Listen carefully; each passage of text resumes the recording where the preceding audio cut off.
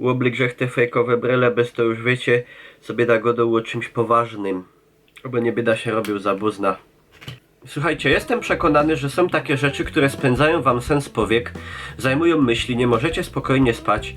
A między innymi jedną z takich rzeczy jest, dlaczego Górny Śląsk i Ukraina mają takie same barwy na swoich flagach. A jeśli nawet nie zaprzątało to waszej myśli aż tak bardzo, to na YouTubie i na Facebooku widziałem, że czasem pojawiały się takie uszczypliwe komentarze, że Śląsk ma właśnie barwy pożyczone od Ukrainy i wypowiedzi w tym stylu.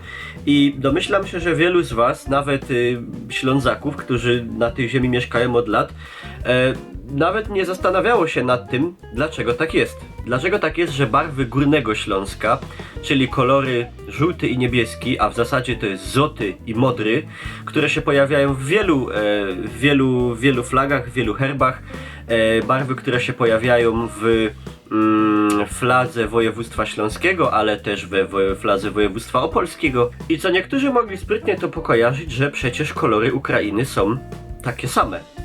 Prawie takie same, bo na opak. A co byście powiedzieli, jakbym wam powiedział, że to właśnie flaga Ukrainy pochodzi od barw Górnego Śląska, a w zasadzie to jednego z księstw śląskich, mianowicie księstwa opolskiego, które było takim jakby rdzeniem i najważniejszym ze wszystkich księstw późniejszego Górnego Śląska, bo w tym czasie w średniowieczu jeszcze nie była wykrystalizowana taka jednostka i taki podział jak Górny Śląsk i Dolny Śląsk, które dzisiaj na mapach Polski rozkładają się pomiędzy województwo dolnośląskie, opolskie i tylko część województwa śląskiego, bo dobrze wiecie, że w województwie śląskim leży masa miast i miejscowości, które nie są częścią Śląska ani Górnego Śląska, jak na przykład miasta Zagłębia Dąbrowskiego, Sosnowiec, Będzin, Czelać, Dąbrowa Górnicza albo na przykład Częstochowa. I warto też przy okazji wspomnieć, że stolicą całego Śląska jest odwiecznie Wrocław, a stolicą Górnego Śląska jest Opole, ewentualnie Racibórz,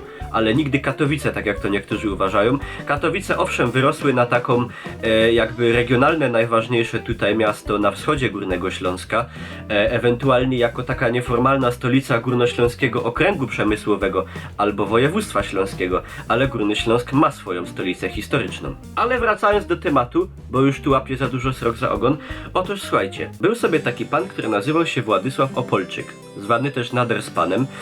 On się urodził gdzieś ponoć mniej więcej pomiędzy 1326 a 1332 rokiem, zmarł w 1401 roku i to był, jak możecie się skapnąć z pseudonimu, książę Opolski. Chcąc jakoś się tak otrzaskać, zyskać taki prestiż i uznanie w europejskim świecie, udał się na dwór władców z dynastii Andegawenów, u których służył.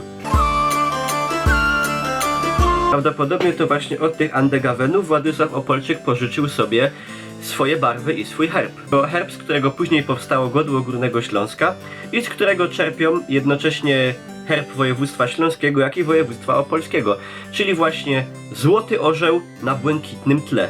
I tak się przydarzyło, że ów Władysław Opolczyk w latach 1372-1378 stał się namiestnikiem Rusi Halickiej. Ruś Halicka to były takie ziemie, które zajmują dość spory kawałek zachodniej Ukrainy i leżą właśnie na styku zachodniej Ukrainy a wschodniej Polski. I przez te 6 lat działalności na Rusi Halickiej pan Władysław Opolczyk bardzo dynamicznie działał na tamtych terenach, kolonizował tamte ziemie śląskim rycerstwem, nadawał prawa tamtym miejscowościom tam leżącym. Pod szczególną opiekę wziął sobie wtedy miasto bardzo szczególne do polskiej historii, czyli Lwów. Dzień deszczowy i ponury, gdy zadery idą góry.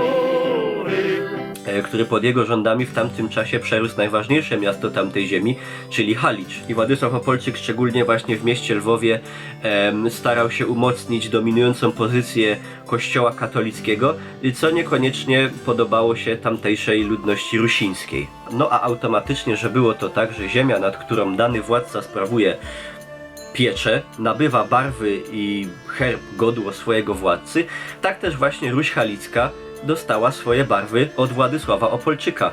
Czyli barwy złoto-modre, albo żółto-niebieskie, albo niebiesko-żółte, bo kolejność w tamtym czasie nie była taka ważna. Często działało to tak, że pierwszym kolorem był kolor herbu, a drugim kolorem był kolor tła.